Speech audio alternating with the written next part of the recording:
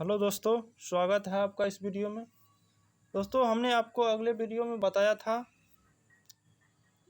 पाठ के नाम और लेखक के नाम के ऊपर, यानी पाठ और लेखक के बारे में बताया था।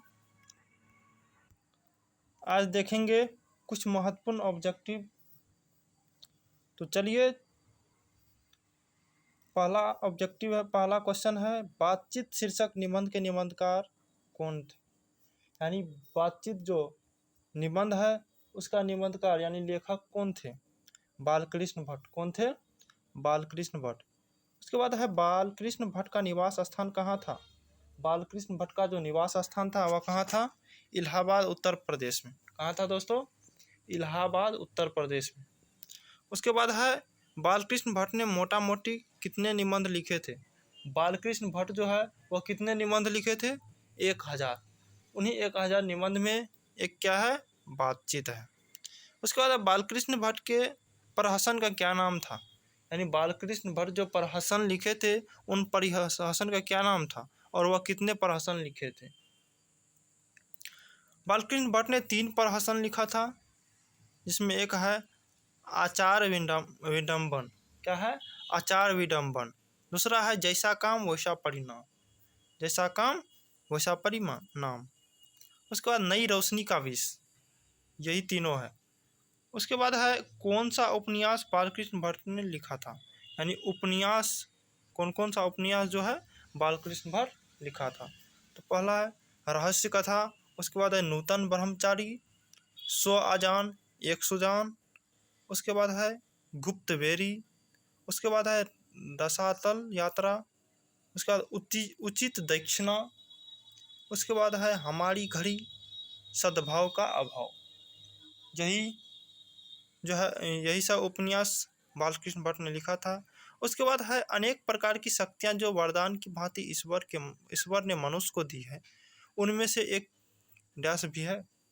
यानी मनुष्य को जो ईश्वर ने अनेक वरदान शक्ति के रूप में प्रदान किया है, उसमें से एक क्या है? वाक शक्ति है। क्या है दोस्तों? वाक शक्ति है। तो यहाँ क्या हो जाएगा? वाक शक्ति। अब है, बेन जॉनसन ने क्या कहा था। बेन जॉनसन ने जो है वह वाक शक्ति यानी बातचीत के बारे में क्या कहा था। बेन जॉनसन ने कहा, बोलने से ही मनुष्य के रूप का साक्षात्कार होता है। क्या कहा था? बोलने से ही मनुष्य के रूप का साक्षात्कार होता है। इसके बारे में एडिसन का क्या मत है? एडिसन का मत है कि असली बात सिर्फ 2 व्यक्तियों में ही हो सकता है। यानी असली बात, सही तरीके से जो बातचीत हो सकता है वह सिर्फ 2 ही व्यक्तियों के बीच हो सकता है। उसके बाद शक्ति जो है वह स्त्रीलिंग है कि पुल्लिंग है। यानी वह कौन सा लिंग है? तो स्त्रीलिंग है। शक्ति क्या है? स्त्रीलिंग है। अब है, बालकृष्ण भट्ट द्वारा रचित बातचीत क्या है। यानी बालकृष्ण भट्ट द्वारा जो रचित बातचीत है वह कौन चीज़ है? निबंध है, कहानी है, क्या है? तो वह ललित निबंध है। क्या है? निबंध है। अब है, बालकृष्ण भट्ट किस युग के निबंधकार थे। बालकृष्ण भट्ट जो थे वह किस युग के निबंधकार थे? भारतेंदु युग के। किस युग के थे? भारतेंदु युग के। अब है, मनुष्य की बातचीत का उत्तम तरीका क्या है। यानी मनुष्य जो बातचीत करता है उसका उत्तम तरीका क्या है? आत्मीयता। क्या है दोस्तों? आत्मीयता है। अब है, संयोगिता। यानी संयोगता जो है वह स्वयंवर रचना। संयोगता स्वयंवर रचना जो है वह किसका है? यानी उसको किसने लिखा था? श्रीनिवास दास ने। किसका है? यह है श्रीनिवास दास। अब है, इनमें से जो है कौन सी रचना बालकृष्ण भट्ट की है? कौन हो जाएगा? रेल का विकट खेल। यानी रेल का जो विकट खेल है वह किसकी रचना है? बालकृष्ण भट्ट की। बालकृष्ण भट्ट ने कौन सा मासिक पत्र लिखा था? बालकृष्ण भट्ट जो मासिक पत्र लिखा था उस मासिक पत्र का क्या नाम है? हिंदी प्रदीप। क्या नाम है? हिंदी प्रदीप। उसके बाद रॉबिन्सन क्रूसो ने 16 वर्ष के उपरांत किसके मुख से एक बात सुनी। यानी रॉबिन्सन ने 16 वर्ष के उपरांत किसके मुख से एक बात सुनी? फ्राइडे। किसके मुख से? फ्राइडे के। उसके बाद जो है, बातचीत के माध्यम से बालकृष्ण भट्ट क्या बतलाना चाहते हैं? यानी बातचीत के द्वारा बालकृष्ण भट्ट जो है वह क्या बतलाना चाहते हैं? बातचीत की शैली, यानी बातचीत कैसे करना है, वही यानी बातचीत की शैली बतलाना चाहते हैं। अब भट्ट जी को किसने अंग्रेजी साहित्य के एडिशन स्टील की श्रेणी में रखा? यानी भट्ट जी को जो है अंग्रेजी साहित्य के एडिशन शैली में किसने रखा था? रामचंद्र शुक्ल ने। किसने रखा था? रामचंद्र शुक्ल ने। अब है बालकृष्ण भट्ट किस पत्रिका का संपादन किया था? यानी बालकृष्ण भट्ट जो है किस पत्रिका का संपादन किया? हिंदी प्रदीप। इसका क्या था? हिंदी प्रदीप का। बालकृष्ण भट्ट जी जो है वह हिंदी पत्रिका प्रदीप नामक पत्रिका, यानी हिंदी प्रदीप नामक जो मासिक पत्रिका था, वह कितने ईस्वी में प्रारंभ किया? 1877 ईस्वी में। कितने ईस्वी में? 1877 ईस्वी में। अब है कौन सी रचना बालकृष्ण भट्ट द्वारा रचित है? यानी बालकृष्ण भट्ट द्वारा जो रचित रचना है उसमें से एक है पद्मावती। पद्मावती, वेणी संहार, मेघनाथ वध। कौन है? पद्मावती, वेणी संहार, मेघनाथ वध। अब है नाटक के प्रारंभ में होने वाली मंगल पाठ को क्या कहा जाता है? यानी नाटक के प्रारंभ में जो मंगल पाठ होती है उसको क्या कहा जाता है? नांदी पाठ।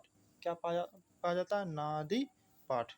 अब है रॉबिन्सन क्रूसो को कब तक मनुष्य का मुख देखने को नहीं मिला था?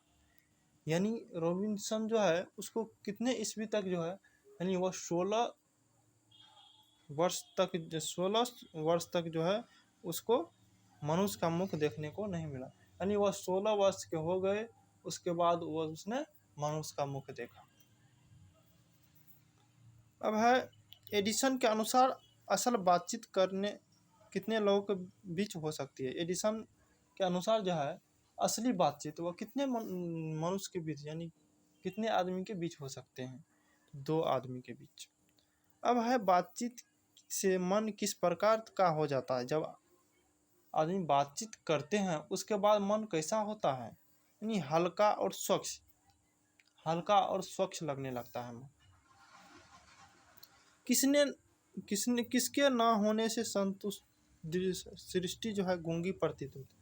यानी किसका ना होने से इस पृथ्वी जो है या पृथ्वी वह गूंगा प्रतीत पड़ता है? वाक शक्ति, यानी वाक शक्ति अगर नहीं रहेगा यह पृथ्वी गूंगा प्रतीत पड़े होगा। उसके बाद है बालकृष्ण भट्ट किस काल के रचनाकार है? बालकृष्ण भट्ट जो है वह किस काल के रचनाकार है? वो आधुनिक काल के। किस काल के थे? आधुनिक काल के।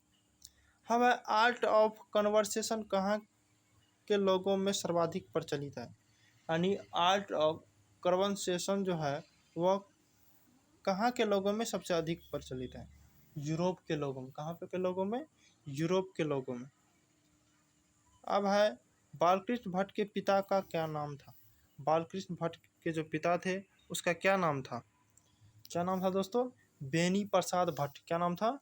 बेनी प्रसाद भट्ट। अब है बालकृष्ण भट्ट के पिता क्या थे? यानी बालकृष्ण भट्ट के जो पिता थे बेनी भट्ट, वह क्या थे? वह जो थे एक व्यापारी थे। क्या थे?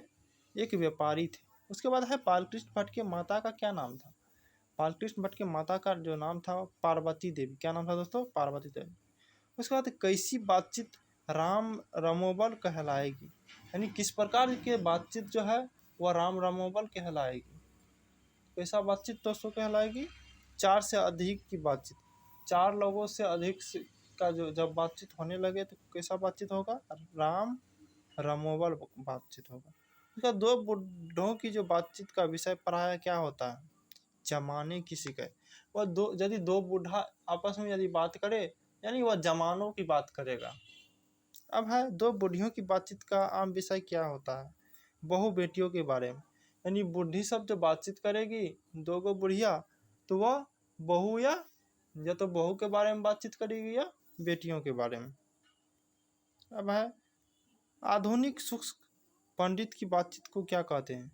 आधुनिक शुष्क पंडित जो है उसके बातचीत को क्या कहेंगे? शास्त्रार्थ। क्या कहेंगे? शास्त्रार्थ। उसके बाद है बोधा विद्यार्थी विद्यालय के सभी विद्यार्थी को क्या मानता है? बोधा विद्यार्थी जो है विद्यालय के सभी विद्यार्थी क्या मानता है? शिक्षक। क्या मानता है? शिक्षक।